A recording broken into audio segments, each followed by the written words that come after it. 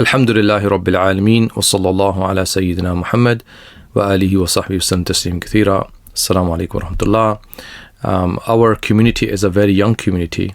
In the UK, 50% of our community is under the age of 25. And so a large section of our community is in schools and universities. And our younger Muslims are obviously facing LGBT promotion in schools and universities, and often they ask questions, or people ask them questions as well, and they find it difficult to answer. And so the aim of this video is really to help younger Muslims when they're at university or schools, when they're asked about these issues, and also parents who are saying that their children are asking these questions and they're not sure how to explain our stance on homosexuality and why we disagree with this behaviour and why it's not something which is morally acceptable for us and we don't see it as beneficial for society. Obviously, we can disagree with this, and the law actually states this, that the law allows us to state our beliefs. And just the same way that LGBT activists can promote their lifestyle, their way of thinking, the same law actually protects us and allows us to do the same with our religion. Obviously, the way the law looks at things, that people have, different opinions and different ways of doing things, and they should get along with each other basically, without harassing or mistreating or invoking violence against each other. So that's the way the law tries to balance both of these rights. So we have the right to explain our religion and our stance on these issues just as much as anyone else has their prerogative as well. And I think we should also acknowledge the fact that we have a segment of the community who do have same-sex desires, and we do empathise with those people who are genuinely struggling with their desires. And for those people, we have to make it clear that accountability, or the sin of homosexuality, is the sin of action, not the sin of feeling it or having involuntary thoughts. So if somebody has involuntary thoughts or feelings, they're not held accountable. They're only held accountable when they act upon those feelings. And in fact, there's a lot of reward for holding back, acting on something which you feel deeply. Allah subhanahu wa ta'ala says, وَأَمَّا مَنْ خَافَ مَقَامَ رَبِّهِ وَنَهَى النَّفْسَ عَنِ الْهَوَى. For anyone who fears meeting their Lord, or his Lord, and restrain himself from base desires, فَإِنَّ الْجَنَّةَ هِيَ الْمَأْوَى. And then that means that surely paradise will be their home, will be their abode. So there's a huge reward for this. And so we can say that homosexuality we could put into three categories. One category is a person feels it but does not act upon it.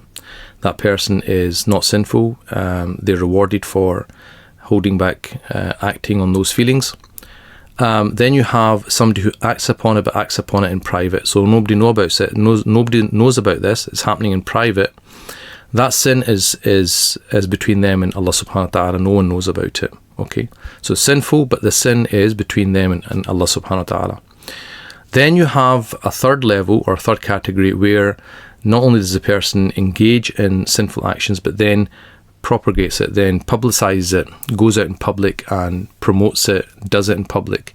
That's where society has to get involved, because now you are spreading what we would see as immorality in society. You're spreading harm to others.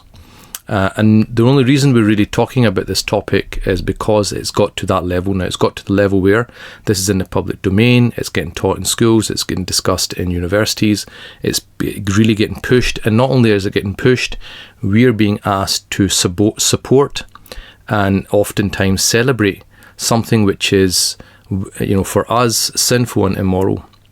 And so if we have to now address this issue. And how do our young people then address this issue? So our message to Muslims with same-sex desires is that, number one, it's your struggle. Everyone has the struggles in life. This is your struggle. But you should not act upon it. And if you do act upon it, then the door to repentance is always there. The tawbah is always there. But what you don't do is publicise it, because we do not publicise sin. And therefore, we do not take pride in our sins. That might be a way for other people to take pride in their sins, but we don't take pride in our sins. And we know that the Prophet ﷺ said that every nation has a characteristic, and the characteristic of this nation is modesty, haya. So haya, modesty, is something we're supposed to have in our actions and our words, everything that we do.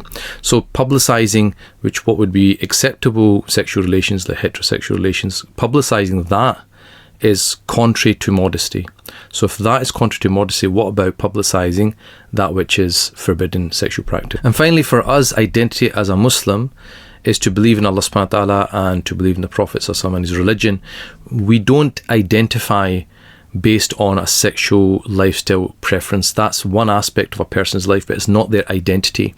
So for other people who don't have a religion, maybe that's really big for them and it becomes part of their identity.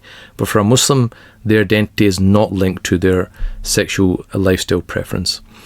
And even, for a heterosexual single person, if they weren't married or they couldn't get married for whatever reason, marriage is getting difficult for them, just the fact that they have desires would not allow us to allow them to have relationships outside of marriage. So they're not allowed to fornicate just because they have desires. So this thing of, well, I have these desires and therefore, I should be allowed to act upon those desires. No, we don't see things like a married person, for example, or even an unmarried person wants to have an affair with somebody who's married.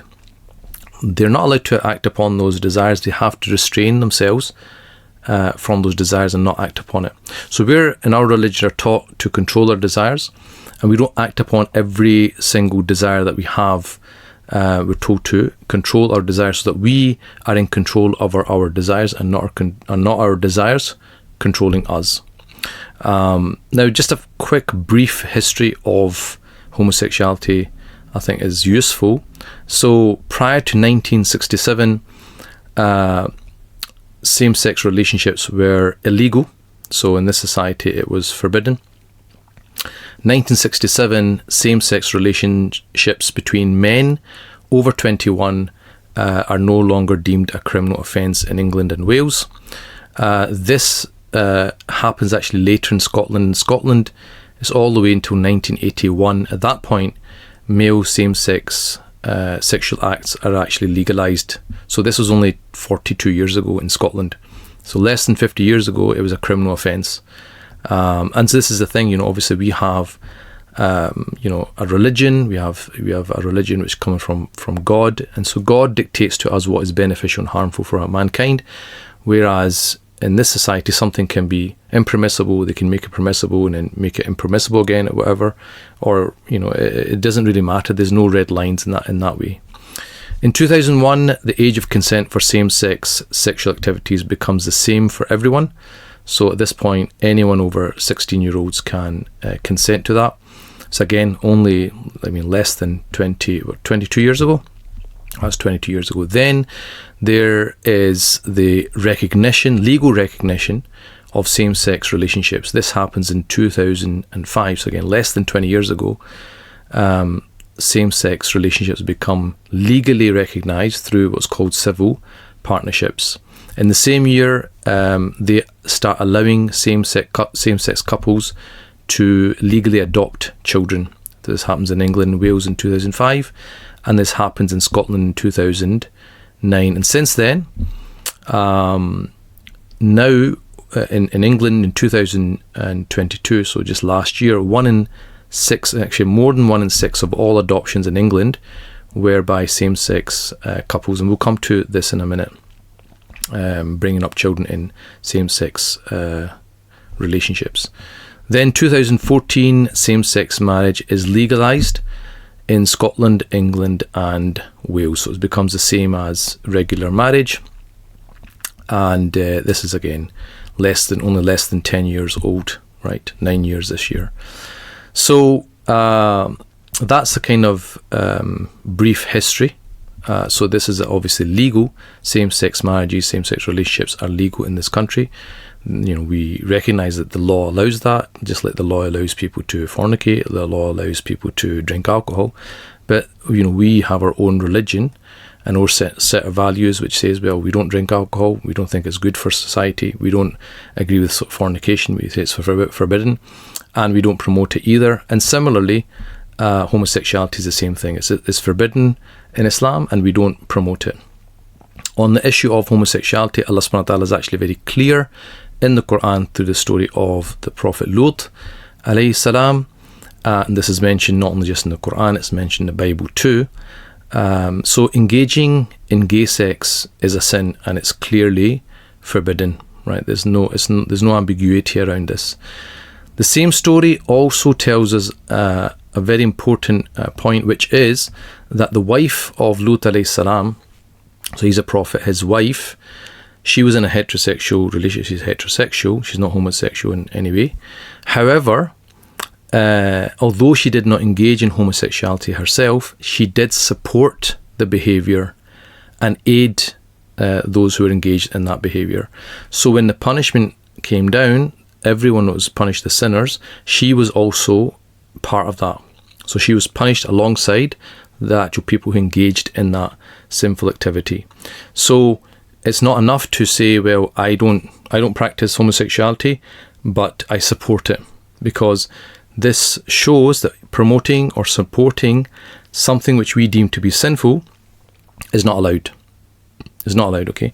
And those who do that would be falling into the same category as the wife of Lut alayhi salam. So we've got to be very careful when we, in our own capacities, even in our speech, when we're writing things on social media, we should not be supporting or promoting sin.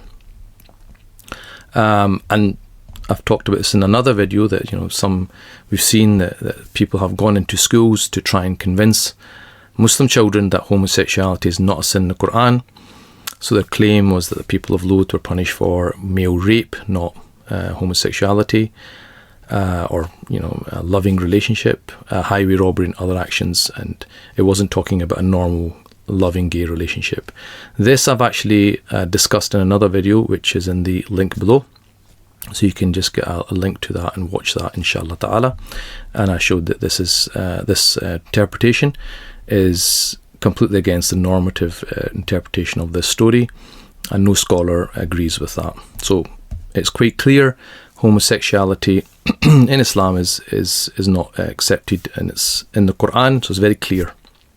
Now, that brings on to the next question. Well, some people might say, well, and this is what young people have been saying, that in university or even in school, that okay, your religion, we get it, doesn't accept it, but what's the problem? What's the problem with two people who are in love? Why should we stop two people loving each other? What's the problem if they want to get married? And is that not, somewhat homophobic? So the first thing is that, like we said, the law allows you to state what your religious beliefs are, and you're protected legally, just the same way as LGBT activists are protected to promote their ideology. So that's the first thing. You can just say, look, in my religion it's not allowed. I can't dictate what other people do, but in our religion it's not allowed. For example, our religion doesn't allow alcohol, but people drink alcohol and we get on with life. But we can't change our religion to accommodate other people. Okay, our religion is what it is. And then also to say to them that, look, this charge of homophobia, you're saying homophobic. Look, we disagree. We recognise people have a legal right to have those types of relationships and even get married, but we morally disagree with it. Okay, we morally disagree with it. So, and there's lots of things we like that. Like, for example, fornication. The law allows it. People are allowed to have these relationships outside of marriage. Our religion doesn't allow it, right? So us disagreeing with it does not mean we're homophobic. Just the same way, if you disagreed with certain aspects of Islam, wouldn't make you Islamophobic. Or if we, don't believe that Jesus is the Son of God, doesn't make us Christophobic, and so forth, right? So it'd be ridiculous to say that, just because we believe marriage is exclusively between a man and a woman, that is somewhat homophobic, because we have the same position with a man-woman outside of marriage. So if a man and a woman were engaged in a sexual relationship outside of marriage, we would say that's sinful, right? So how can you say that we've got something against just homosexual people? No, we're saying that sexual relationships occur in marriages. Anything outside of that is not allowed, whether it's between a man and a woman, between it's two men or two women, or whatever the combination may be. We don't accept it. That's our position. We'd also say that, look, if you're saying that the only criteria should be that two people are in love, that's it, right? So if you're saying, look, forget marriage, people should, if they want to be together, whether it's in marriage, outside marriage, if it's two men, two women, doesn't matter, as long as the people love each other, that's the most important criteria. Nothing else matters. So we'd say, well, what logically follows from that is that if love is the only criteria, and we shouldn't have any other barriers, then what about incest? Should we allow that? Should we celebrate that? If a brother and father want to have a sexual relationship, or a mother and son, or a woman and a daughter, should we allow them to get married? Should we support them because they are quote unquote in love? And if you say no, well, why not? What's according to your logic, all you need is two people to love each other, and that's it. So according to that logic, that should be allowed then. And obviously we don't agree with incest. For us, marriage is an ancient and successful institution which brings about responsible procreation. And we know procreation is necessary for the continuation of the human race. There's a quote I like. I read. It said, "It is no accident that it takes a man and a woman coming together to create a child." So you can see the design that's there now. Before people say, well, if you look at nature, some animals engage in same-sex relationships or same-sex acts. First of all, animals are not our role models. We don't look to the animal kingdom. People have dogs. You see them and they go for walks. Sometimes they sniff each other's backsides. So if someone's got a cat, you'll see that they lick their private parts. Some animals, eat excrement. Some animals eat their young. Some animals, after mating, eat the spouse. So God is telling us what's beneficial and harmful. What's beneficial and harmful for them might be different. And if you look at the design of our bodies, it's obvious that unlike the vagina, the anus is an exit-only passage. Its lining is thin. It's not designed for repeated penetration. It's quite obvious. It's designed for excretion of waste matter, not procreation. It's very, very clear. And so, in terms of, I'm going to come back to that point of, well, what about two people from the same sex, they're in a loving relationship and they want to bring up children? It's really interesting because I came across this woman who was brought up by two women. And they were, from what she says, they were very loving people. But she actually advocates that children should have a father and mother. And she basically says that, and the thing is, this is something which is this is known from social science research. I mean, there's so much research on this for so long, and it's been proven time and time again, study after study, that for children to do their best, it happens when they're raised by biological two-parent households cemented by marriage. This has been proven. I'll give you one example. This is from the Fractured Families. It said that children with separated single or step parents are 50% more likely to fail at school, report more depressive symptoms, and higher levels of smoking, drinking, and other drug use during adolescence and adulthood. So this is not, it's very typical, this kind of finding. You find this a lot in lots of different studies.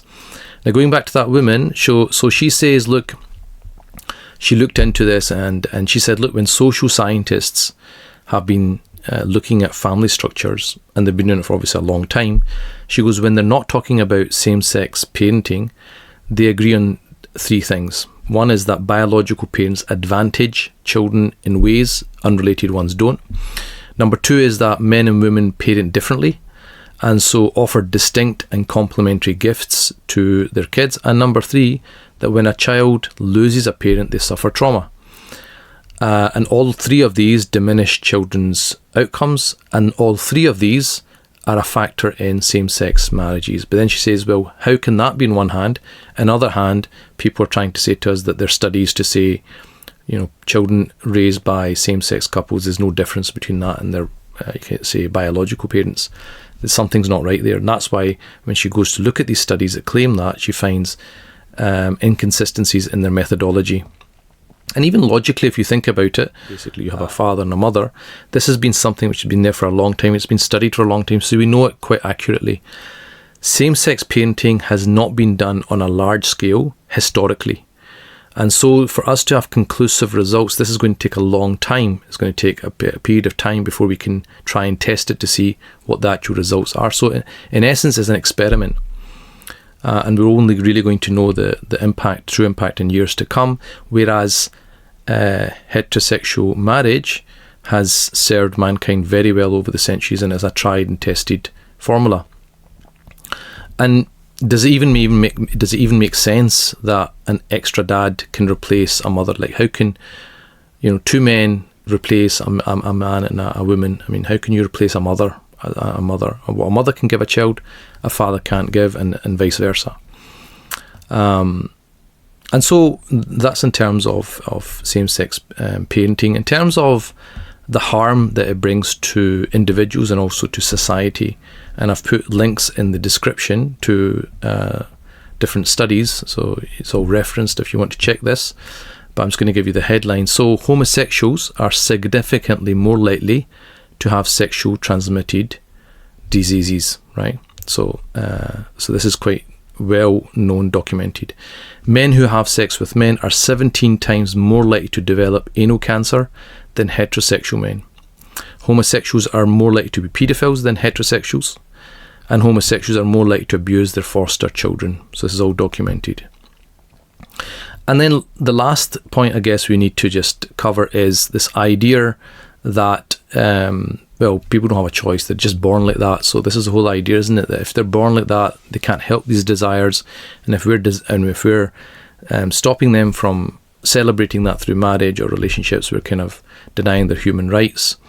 And this was quite a big part of the whole movement of getting it legalized. This was the kind of thrust, a big part of the thrust of the argument. However, in 2019, a very large scientific study was done, and they confirmed that there is no single gay gene, but that there is a complex mix of genetics and environment which affects whether a person has same-sex sexual partners. What they did was they collected data from almost 500,000 people, which was 100 times bigger than any previous study on this topic, and they found that non-genetic factors like your environment, your upbringing, personality, nurturing, all that kind of stuff, was far, far more significant in influencing a person's choice of sexual partner. So you're not born that way. This has been proven scientifically through this study, and also there's other studies, like there's one which was done before this, where they took like identical twins. So the identical twins, the idea being they're going to share the identical DNA, but one becomes gay and the other one doesn't. So again, showing that this is not genetics, it's your environment. They did say there's some element, there's a very small element of genetics involved, but it's the overriding environment that the person's in. So this will show that in societies where the culture is pro-homosexual, or it promotes and celebrates and it's visible and it's publicly everywhere, then the numbers of people believing they're gay are going to increase. So we see that, for example, in the US, adults who identify as LGBTQ has doubled over the past decade, from 3.5% in 2012 to 7.1% in 2021. And obviously there's lots of other arguments that we can make, but I'll suffice with this amount. And inshallah, this gives a starting point. So if you're having this discussion with your children, these are the kind of things that you want to show them, and through logical and also factual information, show them, look, this is our stance, and we're not here to convert people. We don't believe when we give people arguments about why alcohol is not beneficial for society, that people are going to stop drinking alcohol. But this is our position. This is what we believe, this is our position, and we're not going to be changing it. If people want to, they have the legal rights to do whatever they want. We can't stop that. They can get on with life, but they can't force us to accept that their position as being morally upright and correct and beneficial for society. So we just don't agree with that, and we have our reasons for it. So may Allah subhanahu wa ta'ala make it easy for everyone. Assalamu alaikum wa rahmatullah.